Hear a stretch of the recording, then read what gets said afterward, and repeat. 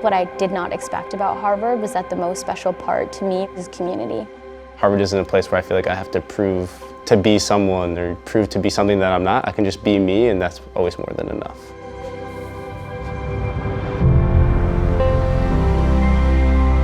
It's a place that will open up opportunities and ideas that you may not have had before.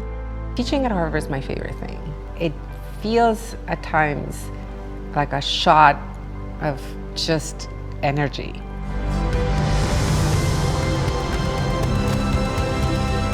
It's the people who actually bring what is so special about Harvard to Harvard. Everyone is talking, listening, telling stories, laughing. There's all sorts of activity that's going on.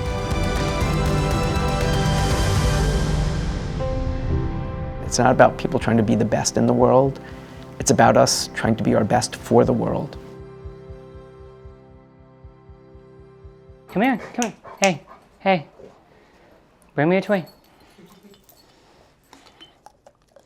Oh boy. I have always dreamed of coming to Harvard for a really long time. I come from a pretty rural town. I grew up passing turkey fields and corn farms and stuff on my way to school.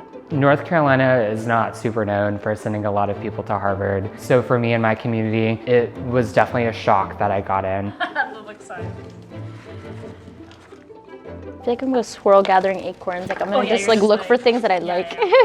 I think my high school experience was unique. I didn't find myself a lot with other classmates that looked like me or shared sort of that immigrant background experience. So the transition was, I think, a little bit difficult in the sense of like, it was my first time leaving home. I'm really close with my family. This was kind of the first place that I found other students who had shared that sort of like black sheep experience in high school. I think I started just like everyone else, started preparing probably like end of my junior year, getting ready for all my applications. I thought if other kids could do it, there might be a chance that I could do it, and so I might as well put myself out there, and the worst that happens is you get a no. I wanted to make sure that when paying for college, it wasn't my parents that was paying for college, it was me. And so when I found out I got in, and then when I found out that Harvard would cover 100% of the cost of me being able to stay here, plus even more, I think that was what really motivated me to choose Harvard. I feel like when I step on this campus, like I'm part of like a bigger energy. It's invigorating, right? Because people are excited. They have all these things that they want to do. The amount of people here I've met who are so incredibly supportive has been really overwhelming. I can't remember a day that I've walked to class and not seen someone that I know, or that I walk into a dining hall and there's not someone that I feel comfortable walking up to and sitting and eating my lunch with. The thread that connects us together is this belief that we're educating citizens and citizen leaders for society who are trying to make a positive difference to the world.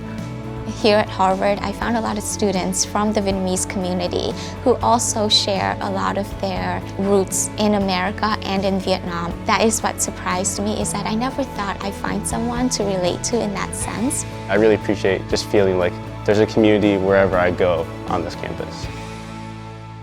So when I went to college, I didn't know what a liberal arts education was. Nor did I care, because I was just applying to college, and it didn't matter if it said that. I didn't know what that meant. It wasn't until the case that I was forced to take a class that I didn't really want to take. It was a film class. Why am I in this class? It has to satisfy a requirement. I'm going to take this class. And of course, by the end of that course, I had been totally transformed. I had never expected anything like this. Ultimately, the idea of a liberal arts and sciences education is the notion of liber, which is to liberate, to free the mind. That's what I think we're really trying to do, is educate people who can live a life of freedom and responsibility. Before class starts, I walk around the lecture hall. I talk to different people. I ask them questions about how things are going.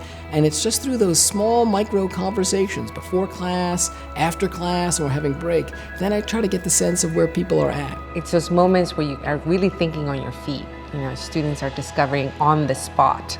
The classes have been really transformative in terms of meeting professors who are so keen to talk to you and excited that you're curious about what they're doing. The amount of speakers and facilitators that we have come into the school that work with us every day to increase our skills and our communication abilities and our public service, it truly is incredible. Harvard is an intellectual carnival. People from all over the world, people from all over this great country are coming together to learn with and from each other.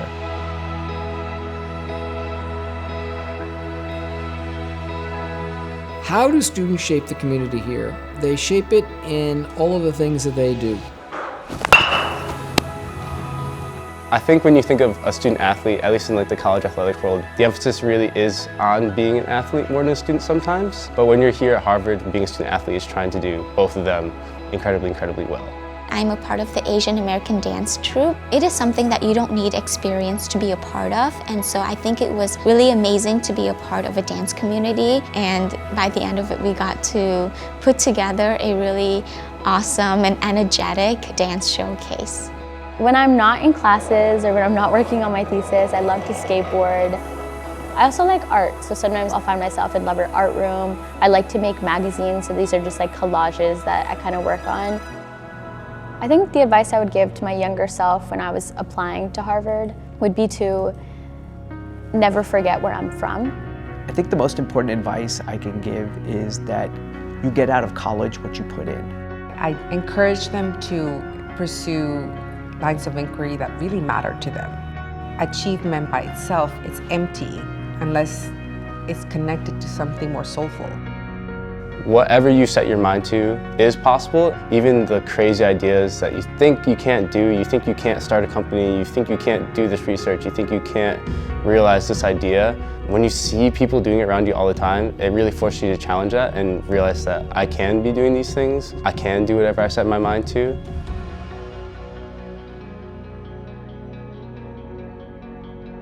Amy Elizabeth Chalan Vacasella, social studies. I would say a Harvard education for my family means impact. It means voice. It means being able to contribute. When I graduate from here, I will have an incredible skill set and so many different experiences that are going to enable me to be such a productive member of society after this. Whatever I want to accomplish, I have the fundamentals, I have the education, I have the abilities to do whatever that is, and now it's just up to me to go out and do it. We want to be a place where people not only feel like they're here for their education, but they're here because they can contribute to the community. What I would say to any student who's considering coming to college and considering coming to Harvard College, come and help us write the next chapter of our story.